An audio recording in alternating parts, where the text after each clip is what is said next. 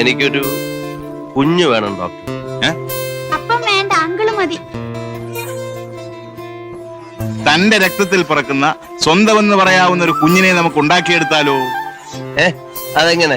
ആ വിദ്യയുടെ പേരാണ് ആർട്ടിഫിഷ്യൽ ഇൻസെമിനേഷൻ. ഒരു ഭ്രൂണത്തിന്റെ വളർച്ച, 10 മാസം വളർച്ചയുള്ള ഒരു ട്യൂമർ, അത്രയല്ലേ ഉള്ളൂ. അവനോ അതോ അവളോ? ലക്ഷണം കണ്ടിട്ട് അവൻ തന്നെ.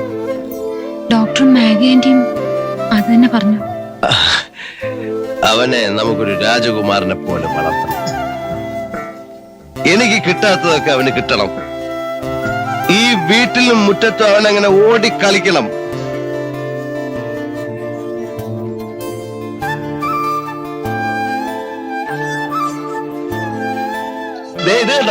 അവൻ പാല് കുടിക്കുന്ന അനിയ കുഞ്ഞിനെങ്കിൽ തരൂ, എന്നിട്ട് പുറപ്പെടാൻ തയ്യാറായിക്കോളൂ.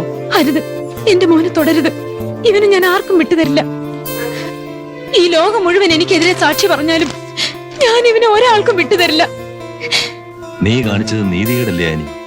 ഈ കുഞ്ഞിന്റെ പേരിൽ അയാൾ എത്ര മോഹിച്ചു കാണും. അനീതിയായാലും അക്രമമായാലും എനിക്കിവനെ ഉപേക്ഷിക്കാൻ വയ്യ. അയാൾക്ക് ഞാനൊരു യന്ത്രമാണ്.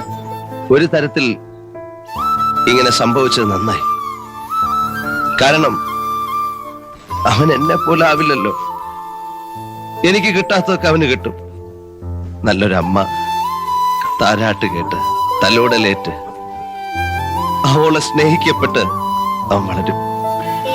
നിങ്ങളുടെ കുഞ്ഞ് ആനി, ഇവനോടുള്ള നിങ്ങളുടെ സ്നേഹത്തിന് മുന്നിൽ എല്ലാവരും തോറ്റുപോയി രാജീവ്.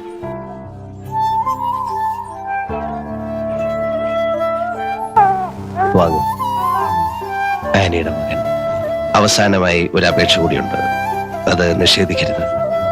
ഞാൻ മരിച്ചുപോയാൽ വായ്ക്കരിയിടാനും മറ്റ് കർമ്മങ്ങൾ എന്താന്ന് വെച്ചാൽ ചെയ്യാനും ഇവനെ അനുവദിക്കണം.